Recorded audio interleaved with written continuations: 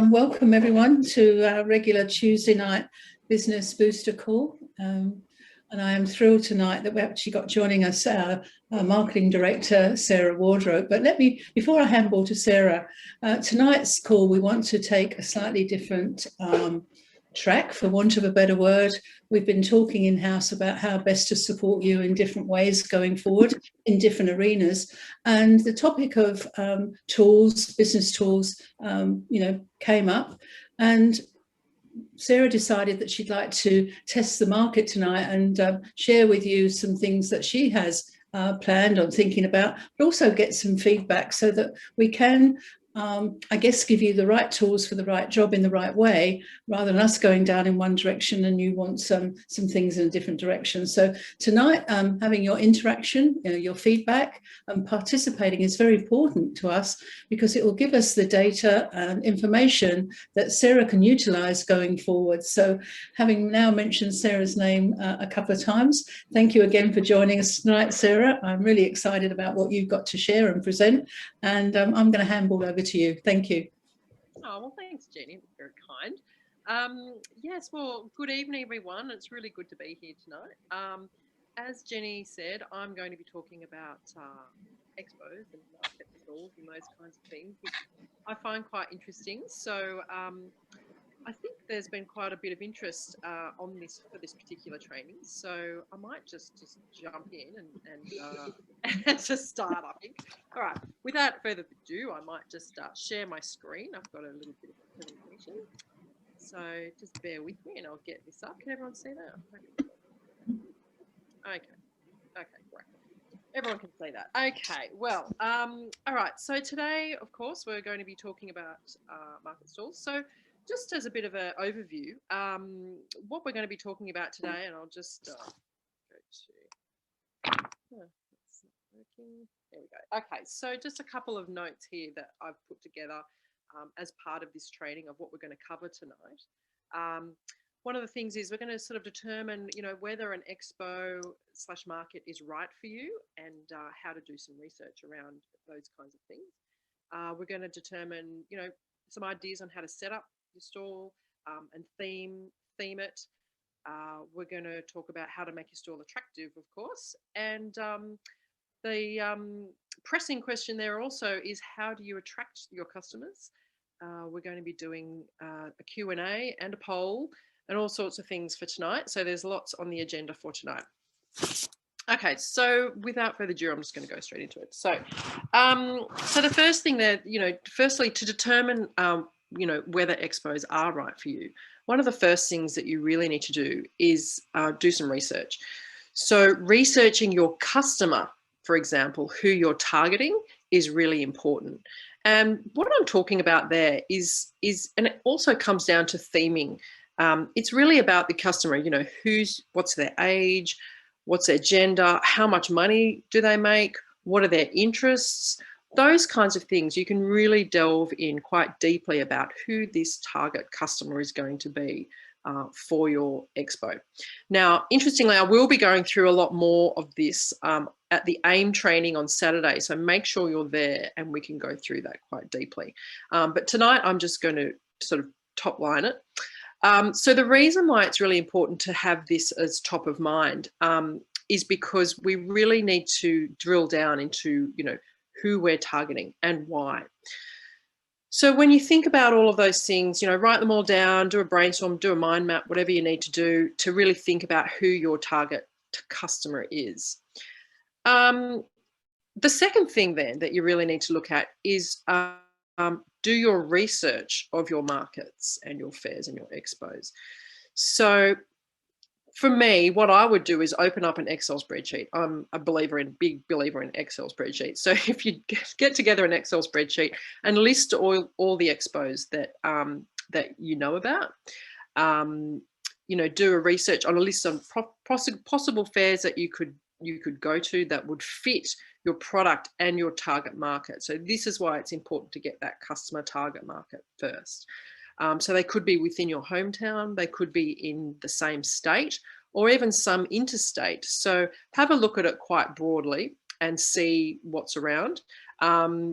some other questions to consider around your research is, and this is where you can add to your, do some columns and add to your questions. How often is the expo on? Is it a weekly market or is it an annual market? Some of the fairs that are on, if they are on annually, they are cost a little bit more, but you might get a lot more people. So, how often is a craft fair on? There's other things you can think, you can find out about how many people they're expecting to have. If it's an annual show, they might have quite a detailed demographic about who their market is and who comes to their expos. So you can get a lot of information from the organisers. You can also, talking about the organisers, you can also find out, look at how much promotion they do to promote the expo or fair. That's always an interesting thing to look at. And I would write all of these down for each expo that you're looking at. I would go to some of these expos and markets, have a look around. What type of products are sold? If so, what proportion of the mix is, health products, what proportion is food, what proportion is all sorts of other things. And this will depend on your target market, of course, as well. But these are some of the questions that you can ask yourself. Is there parking available? And is the event location near public transport? So are they really, really focusing on getting people, as a corridor into those events, to really buoy up the numbers?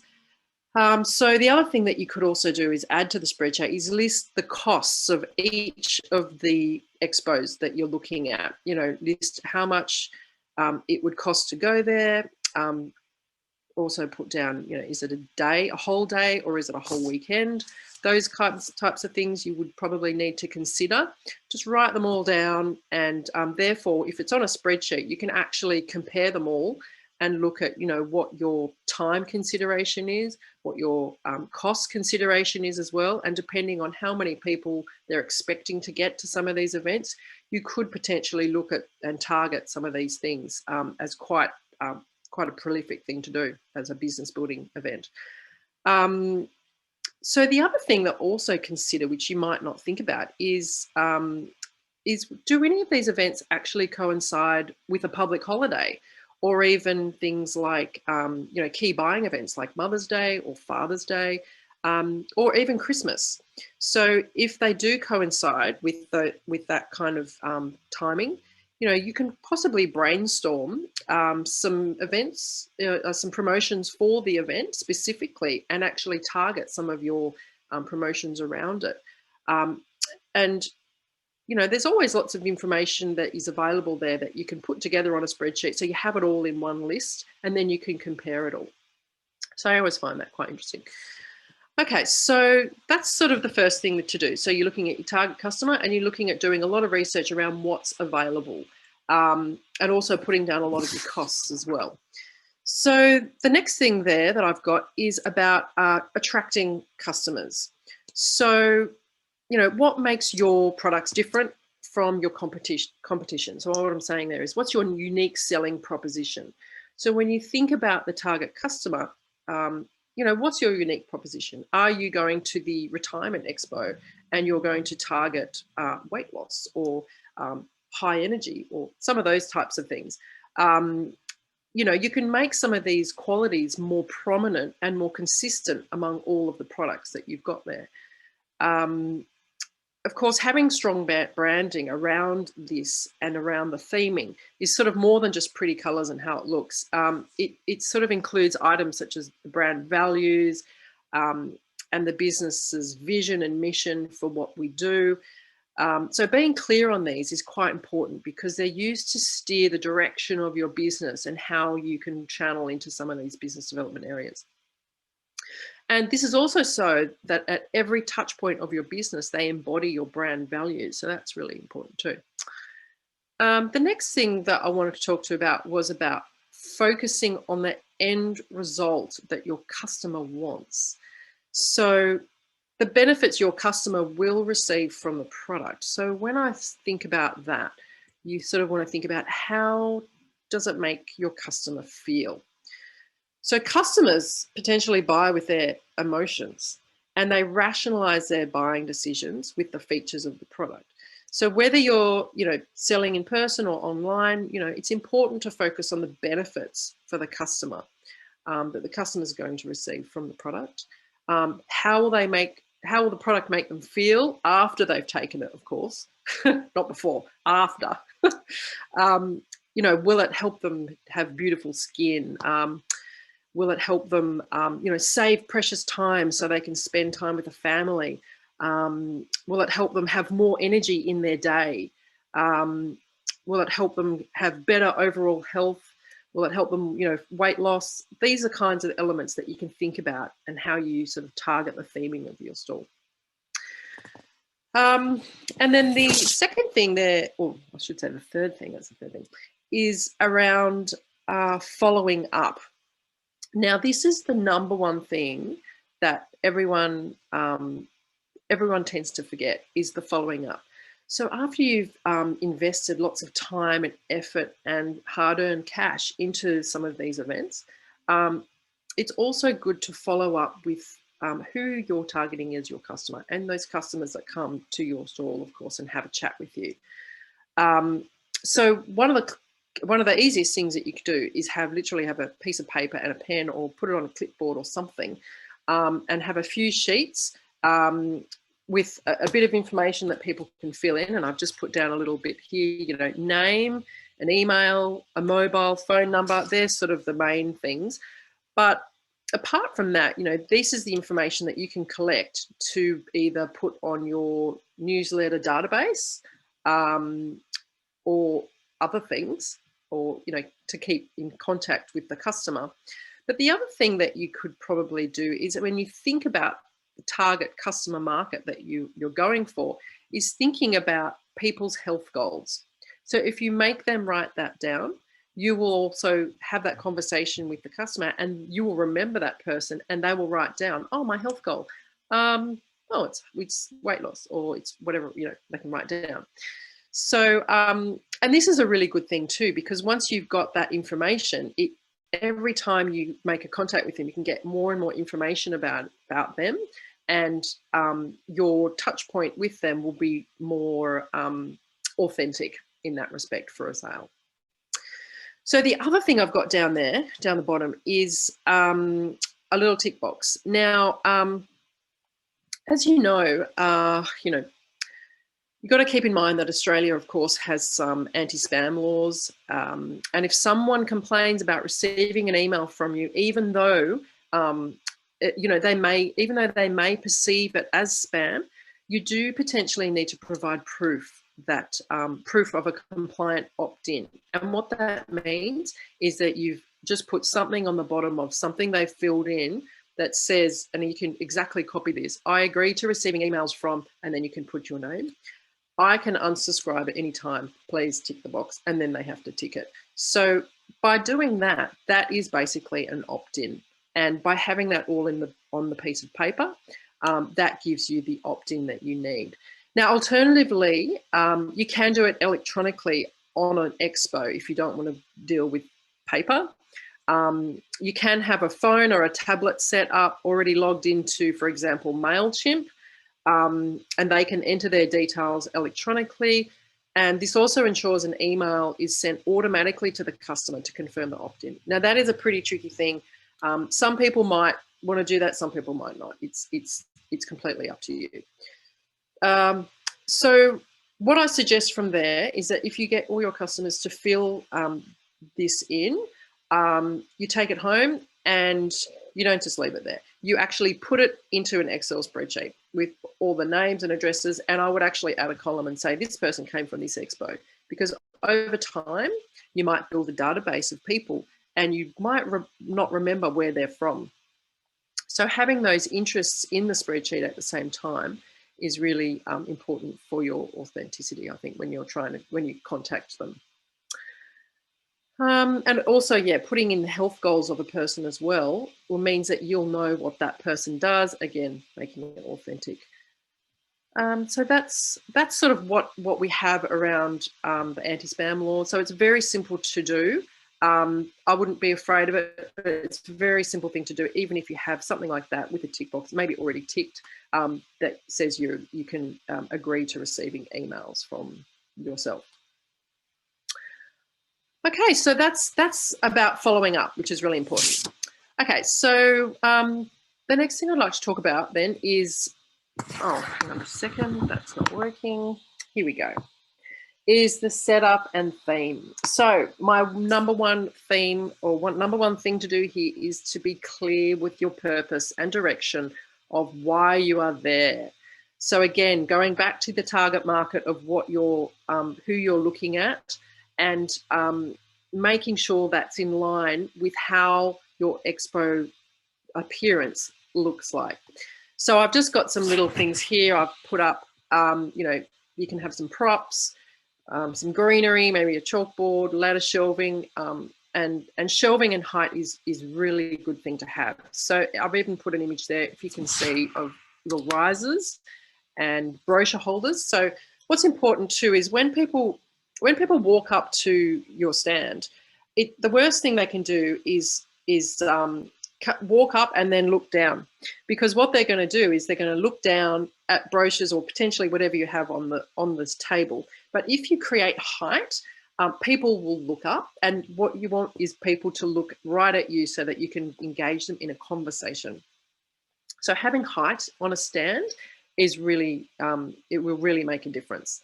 So I've got there, you know, having got some brochure holders, you might have a cloth for the table. We've got cloths here. Some lights. If you're there at nighttime, you've got to make sure you've got some lights. Some of the expos do come with lights, but always have a think about, you know, is it bright enough? Can people actually see? Is that important? Yeah, pretty much. It's quite important. So, you know, having a lot of lighting is pretty important. If you wanted to, you could also do a plan at home. You know, if you're out in the driveway, do a chalk of, you know, the exact dimensions of how much space you've got, and actually work around it and look at what you're going to do and set it all up, and then just stand back and have a look. See, you might need extra bits and pieces. You might need to take something away. So it's always good to be prepared with these kinds of things. It's best not to sort of just shove everything in and say, oh, look, I'll just do everything. Because then sometimes you might take things that are a bit superfluous and that it's not required. And then you're busy having to lug it around. So it's best to sort of always have a plan in that respect. The other thing is when you do set up at the expo is also have a look back, stand back and have a look. The number one thing that happens is often you have a rubbish bin that's right there. So just remove any rubbish around from the stand. Have a look and the sight lines of what people can see when they're walking up through thoroughfares. So the other thing that I was going to put down there, and I have put down there, is the pull-up banners and A3 posters. So I'll just take you through. I hope you can see that. This is a current document that we have on our library, and that's the library link there. And we keep this updated with all of our current material. You can see there at the top, there's, you can download some artwork for tablecloths for Ambrose Life, Impact Plus and Manatech. You can put it onto a USB stick or save it somewhere and take it to a printer or a print on demand place that you can get it made up. We also have a whole range of banners there. So these are all readily available. We've got the dimensions there of 850 wide by 2 meters. And the sizing is a standard size to be used for a pull-up floor banner, but it's recommended not to enlarge in the size. But you can download these. It all just goes directly to a Dropbox link that is all there. We also have some updated ones there for superfoods, and a Catalyst one will be coming, and so will the Manor Bears one. That one particular one is not updated, but it will be updated shortly. So that's a list of what we have available on the library, and it's been there for a while, so please go and have a look at it, which is fantastic. And I think that's it for me, isn't it? Yes. Let me, do I need to stop sharing? No, I don't.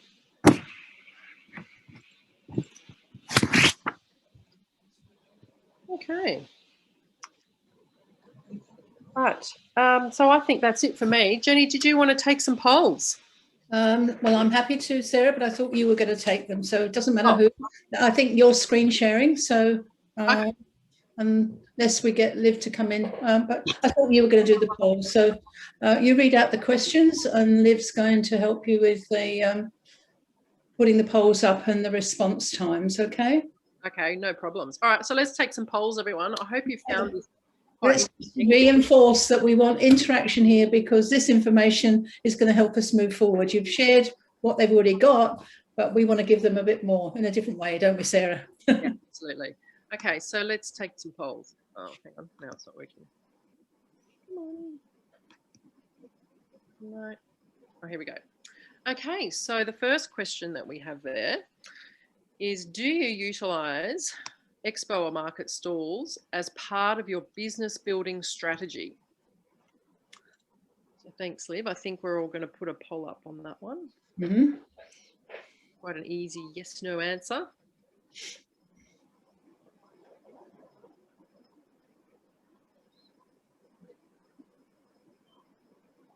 Just give it a minute. One I'm interested in is those that say, I'd like to start doing it. Okay. Or let's turn no's into yeses. Interesting. Okay. Okay, I'm going to end the poll. Right. That's a great result, Sarah. Look at that. Yeah, so am I allowed to share it? Can I share the results online? Okay, so yes, we've got a yes there. 64% of people do market stalls, Yeah. expos. Yeah. 23% don't, but 14% would like to start doing it. That's quite promising, isn't it? Yeah. That's very good. Okay. All right, great. So the next one that we have here, we're just going to go to the next one. If you answered yes, how many times per year do you use expos or market stalls? So these are really just for the 64% that do them. Mm-hmm. So we've got a whole list there: once, twice, once a month, once a quarter. Have a think about it. Let's give it some time.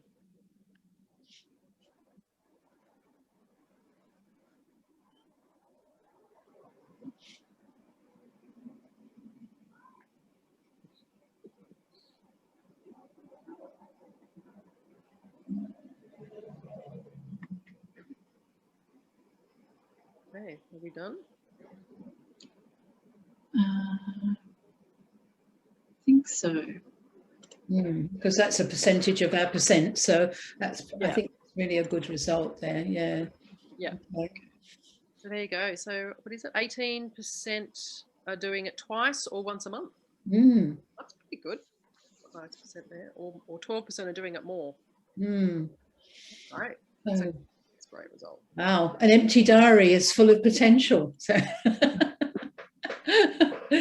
okay. Okay. So the next question there.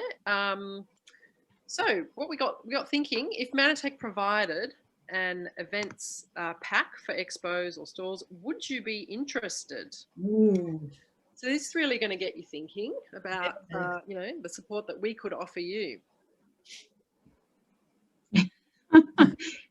Wow. Is the workload coming, Sarah? I know. Why did I agree to do this? Okay. Multitasking. Yeah. Questions that have come, Diana? Overwhelming 90% yes. Yeah. Okay. Yeah. There's not even a no there. There's a maybe. Yeah. 10%. Maybes, yeah. Okay. Sitting on the fence, which is painful, but that, yeah, rather they come down on the yes side than no. That's good, actually. That's good. Okay. We've been thinking about this, so I guess that validates what we need to do. Look at that. Yeah. Okay. Okay, great. Okay, let's go to the next question then. Okay. So if you were given a choice of banners or a banner in an events pack, what would be your top selection? So we've just listed a couple there of what we already have, and put a, you know, in a multi-guess there of ones that, you know, some of them are products, some of them are business, It'd be a good idea to get some feedback on what people could use and how you're thinking. Oh, You damn. have to develop a variety here, I think, Sarah. Okay. Look at that. Oh, everyone loves the running lady. Yes. I I love didn't think I look like that, but anyway, okay. All right, look at that, 60. Ooh. Oh, it's going up. I better not say anything. Good goodness, still changing. Yeah. That's a fairly good split, isn't it? Yeah. Yeah, so business banner, running lady, yoga lady. That's good. That's pretty much all business ones. Specific product ones are sort of less so. It's great to see. That's really good. Okay. All right. I think we're done with that one. Okay. So, sorry, I can't even see the question now.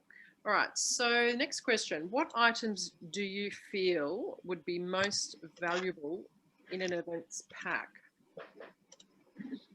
So let's run with that question and that poll and see what happens. Now, there's a lot of things there. There's sample cards, brochures, business cards, mini banners, large banners, meaning floor banners, pull-up floor banners, A3 posters, tablecloths, or branded clothing. Oh my gosh, there's another page, Livia. Branded water bottles or other, please share in the chat. That's a ginormous multi-guest one there.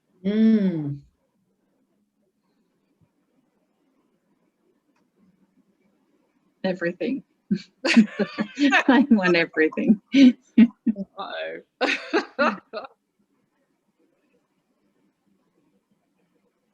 this is great information, guys. Absolutely. Brochures, sample cards, and tablecloths looks like it's pretty high. Yeah, yeah. And branded water bottles.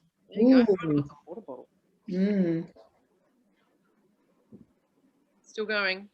And don't forget to use the chat if there's, you know, something else. Anything else you want to share. Yeah. That's great information for you to utilize, Sarah. Yeah. Really, Okay. I'm going to end that poll and share the results. The tablecloths and brochures. Look at that. That's great. Yeah. Okay. Okay. Excellent. Oh, was there one more? Yes. Yeah. It's the next one. So what are you prepared to invest in an events pack if you were to buy a events pack or market for your market or expo? So we've just got a couple of dollar amounts there. So just have a think about it. Yeah. Obviously, depending on what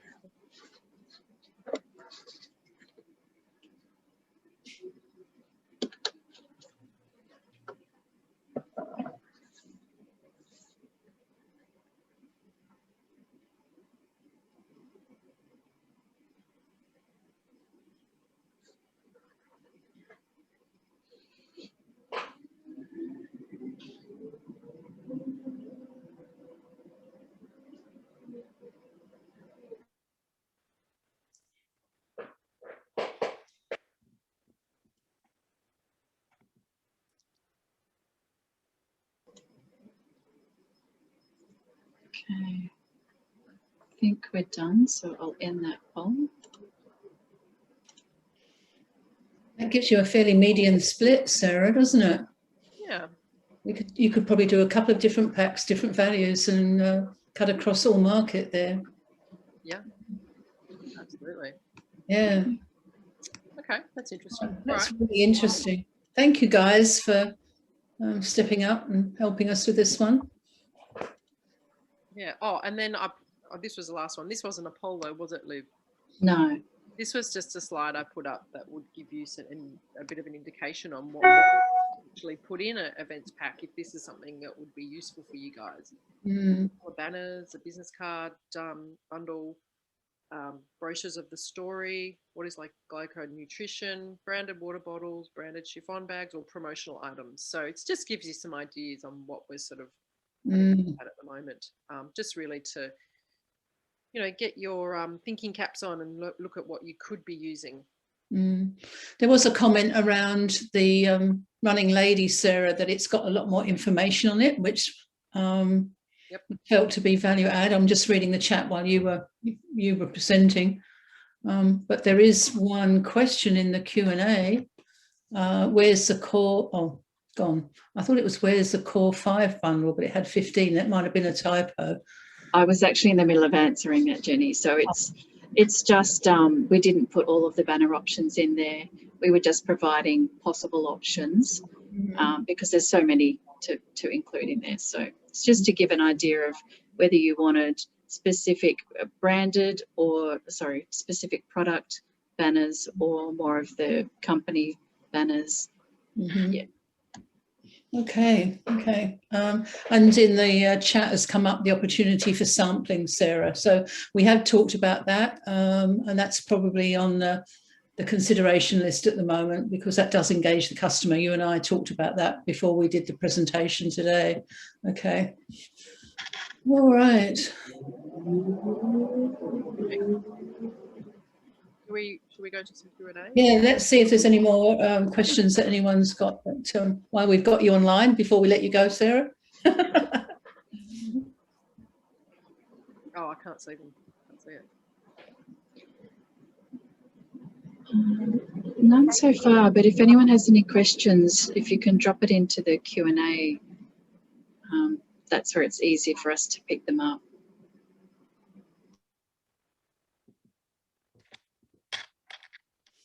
I actually did like Diana's comment to everyone. Banners create interest, conversations, tie down benefits. It was lovely.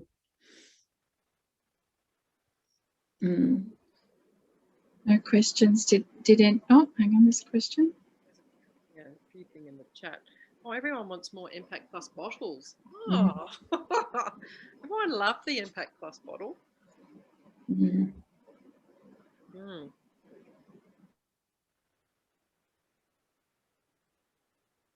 Oh, can you see the Q&A, Sarah? Oh, no, I was looking at the chat. Okay.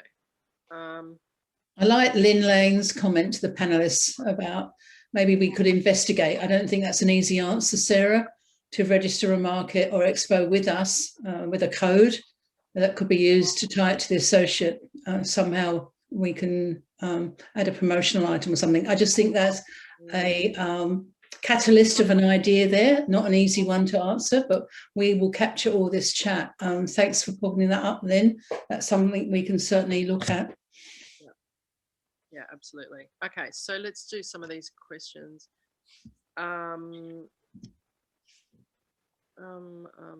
Which one first? Okay, thought create resource bundles of brochures, etc. Smaller items, big ticket items, big add-ons. Yep. Any chance of getting TruePlenish samples? Okay, so I'll just answer that one. TruePlenish will not be coming in sachets. It only comes in the gusset bag. So no, that we can't put it in a little small sachet like Impact Plus. That's just not going to happen. It's because it's a global product. It's because it's a global resourcing issue for that's how they're doing it globally. So no. I know that they have the US have the sachets, but yeah, we can't get those, unfortunately. Okay, next one. Marika said, can I promote my Glyco Cafe and Impact Plus with my mugs that I am printing? I guess you can, yeah. Yeah. Why not? Don't see why not. That's a nice initiative, Marika. Yeah. And what else? Oh, can we look at doing a kids pack? Mana Bears, GI Pro and Omega 3. That's a good idea. Yeah, I like that. Very nice. Okay, thank you, Christine.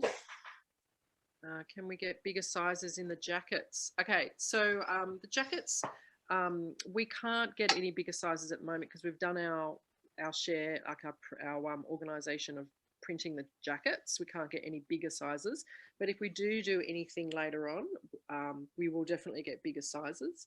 Unfortunately, the jackets, that they were a small size. They're all definitely a small size, but yeah, we will look at doing that later on when we get some more jackets and Okay, yeah. Yep. Okay, I like the resource bundles of brochures, so we could do Yes. a packet of brochures, which will be nice. Mm. And the last one there, Bev, could you mention the fact of not actually selling product at the marketplace? Yes, I believe that is not possible. Can't actually sell product at the market, but this is why it's really important to gauge a conversation with the customer, and so that you have that information about them, that you can continue that conversation later with them. Absolutely. Okay. Okay. All right. Is there anything else that I need to answer? I can't see the chat here. No, I think you've done a great job. We've had some great interactions, Sarah, and all the questions have been positive. I think they're going to wait with bated breath now. But as I said, that was input. Coming out the other side, the output takes a bit longer. So there's a lot of work involved in there and actually pulling it all together. But I know it's an initiative that you're hot to work through in a timely manner. No promises.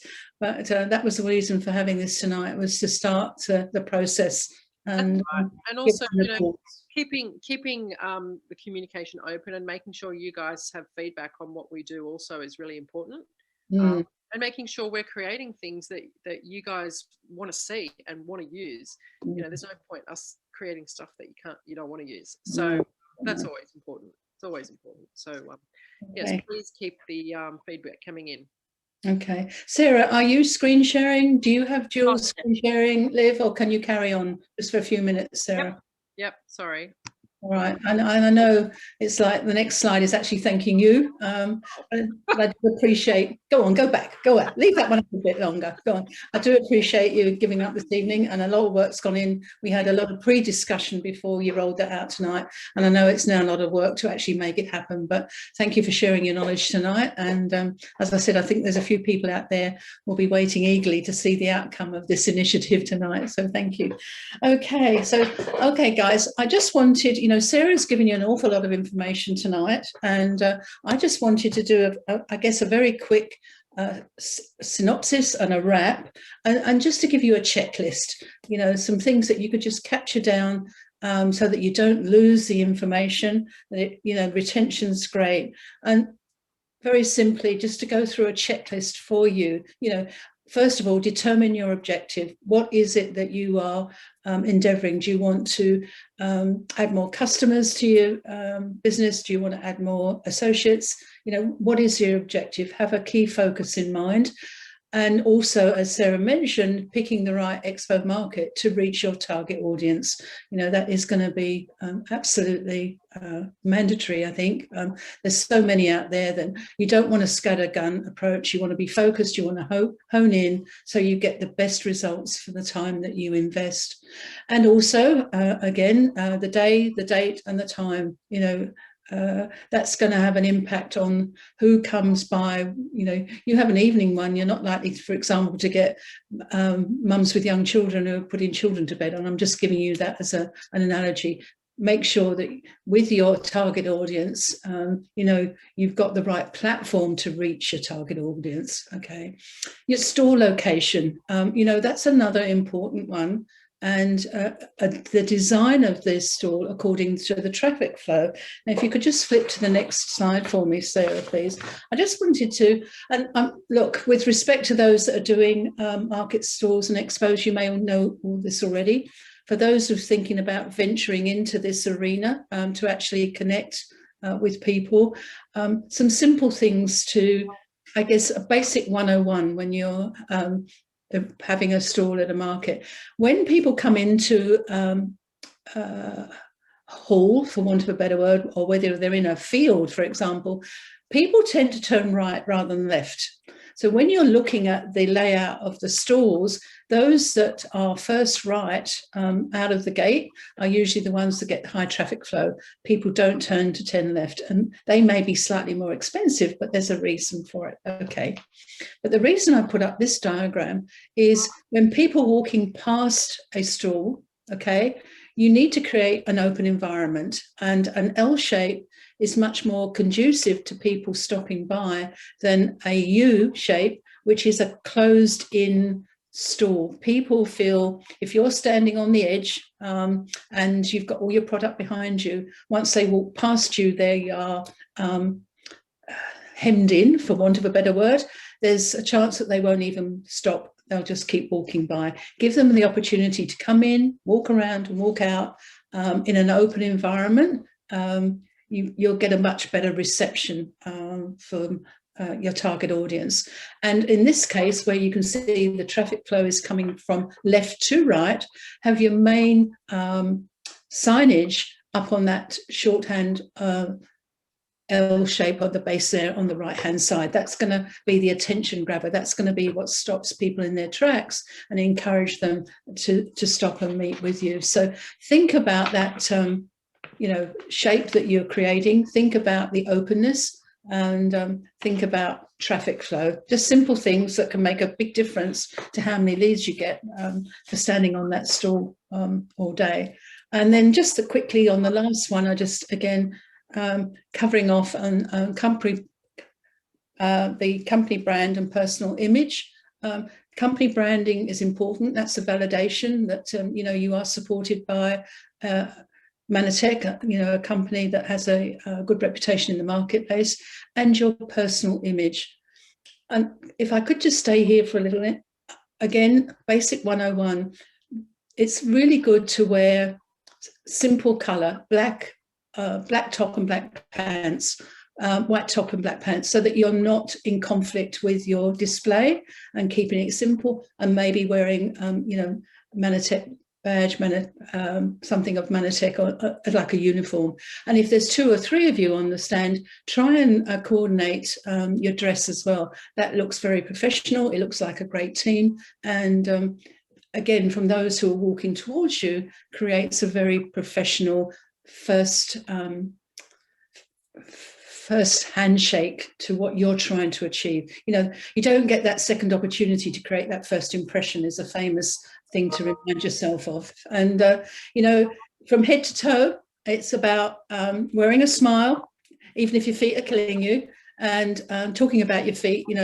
Be in flat shoes. You want to be able to smile at the end of the period that you're on the stand as when you start, and because that's how people pick up on that sensory body language, which again is very important. So, and then I said, didn't I, about keeping it simple? And yet I wrote down here a note. Wouldn't it be awesome if you were doing a superfoods promotion and you were handing out samples of superfood for people to taste, because it tastes absolutely unbelievable. And that to me is a unique selling proposition, that you had the superfoods t-shirt on, so you really looked like you were wearing the brand. And if you went then to the cafe for a break and you were sitting in your superfoods t-shirt, they'd know what company you come from. You might even make a connection in the cafe, so on site, not off site.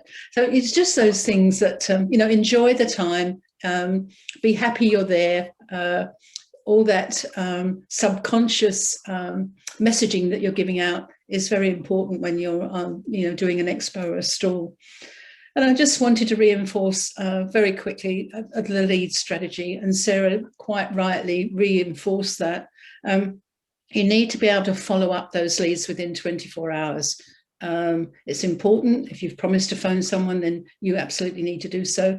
So before you start, work with the end in mind, and have a time in your diary, in your calendar, that you've kept free, that you can follow up on those leads and follow through. So, that's what's important. Schedule and allocate time to follow up. So just a couple of basic things that I guess summarizes really what Sarah went into more depth with tonight. But just make sure that you've got those simple things covered. And again, have a great experience at an expo or market. It's a great way to extend and build your business on another platform other than social media, and think about, you know, amazing networking opportunities. I mean, how amazing would it be to have a youth stall presentation at a bridal fair, for example, and that one just came into mind. So I'm going to say we'll give you the support material and give you the opportunity to maybe step outside your comfort zone, but go out there and have another opportunity to build your business in a slightly different way on a slightly different platform. So I guess that's a wrap. Thank you for joining. Sincerely, thank you for joining us tonight. And a couple more questions. Oh, okay. Okay, let's jump in. What have we got? Okay. Are insurances required? Look, I actually think it's a good idea to have a personal an indemnity, and some of the expo organisers ensure that you sign a form that you are covered, and sometimes they do a blanket cover of which you pay a small premium and is covered by the actual payment cost on the hire of your store. And I think that's a good idea to look into that one. And I think there was also why can't we sell was part of that question as well. I saw that click up. Look, it's like a hot potato, you know. It's recognised within the industry that we are direct selling and we're not in the retail environment. And it's about ethics and integrity. And quite often the demarcation is if you've got a retail outlet behind the market. For example, if this is happening, if you've got a stall in, and I'll choose a clear-cut case, if you're in a mall where there's retail outlets and you've got a pop-up stall on a Saturday morning and you start selling from that stall, you're going to have the retail shop owners complaining to the management that they pay an annual rent year on, you know, to have their shop front, and in comes someone on a stall on a Saturday and start selling. So it's okay, we say we recommend to take orders, take an order off site. I'll phone you and we can work through your order later, but don't have any cash exchange on the stall, on the stand.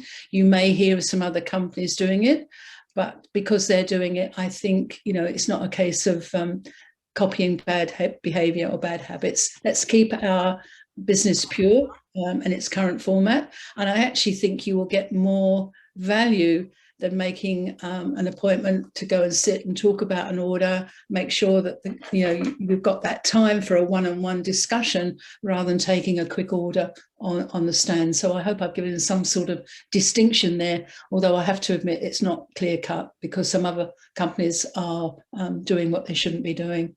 But let us do the right thing, okay? Marika, your brand colours in pink and blue. Is there maybe t-shirts in that colours?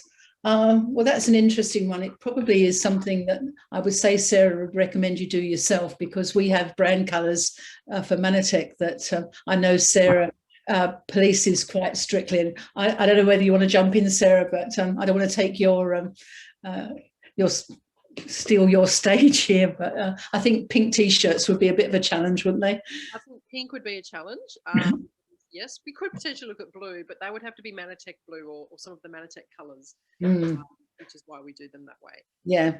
But, the other way that you could do it is potentially look at the Independent Associate logo and have that on your shirt, or get some embroidery done on that.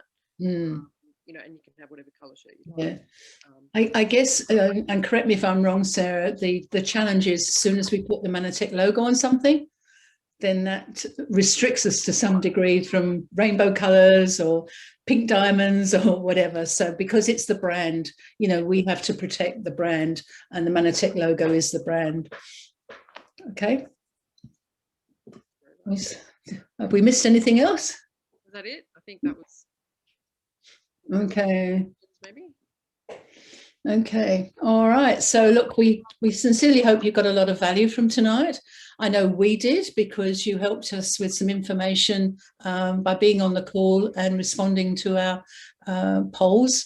You know, that's good business intelligence for us to take forward and give Sarah some support and direction. And I look forward to waiting to see what Sarah rolls out in 2025. I'm only joking.